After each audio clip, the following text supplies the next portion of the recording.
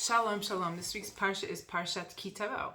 And it begins with talking about the first fruits. When your first few fruits shall grow, and it talks about that you're supposed to bring it up, these bikurim, they're called, up to God. And we give a little bit of a history of everything that led us until this point. And we also tell God how we've followed his commandments, and we've given maser, we've tithed, and we've get all the laws for the orphan and the widows, and that we didn't eat in the state of mourning, things that we're not supposed to do, and say we followed in God's ways. And then what is said is from the Kohen, and when he takes these first fruits, is he says the words Haskifa mima'on kadshecha, and this means the way the English translates it is, gaze down from your holy abode. So they're using this word hashkifa as gaze down.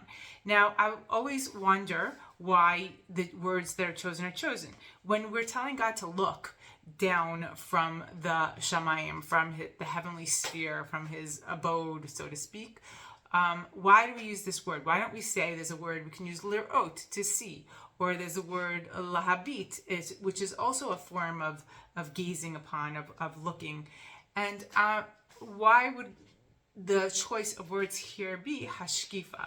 So when I looked at amongst the commentaries, it talks about there's a bending down, like God, so to speak, is in his heavenly abode in Shemayim, and there's a bending down to kind of look, so to speak, in an anthropomorphic way of what's going on, and to give a blessing to the people.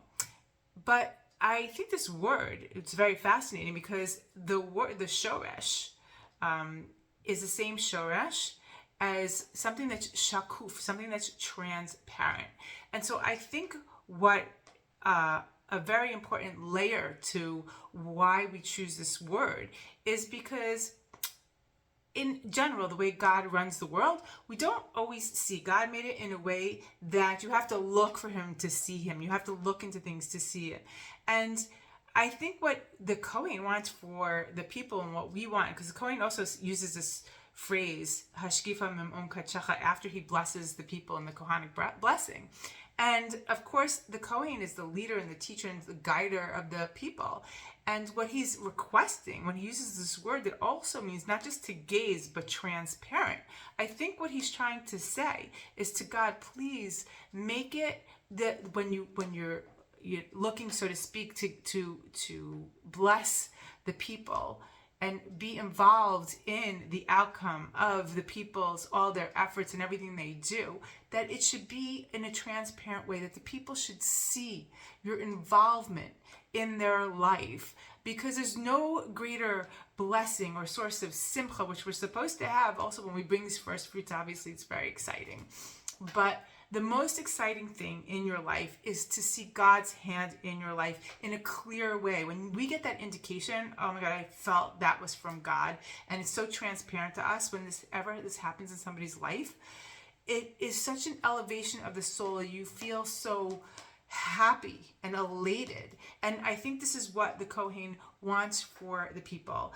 God gave us a choice in this world to see him or to not see him, but he leaves it up to us and what we want. And when we pray and we ask God, please make yourself transparent so I can see you in my life, and we show God that we want to see him in our life, he'll answer in such a kind way that we will feel his presence in our life. And it's something that we have to ask for, because it's not something God imposes upon people. And when we get it, it's such a beautiful feeling. And I think that is the biggest bracha we can have. So I bless us all that we should all feel some sort of transparency of God's involvement in our life, and have a very meaningful, wonderful life. Shabbat shalom.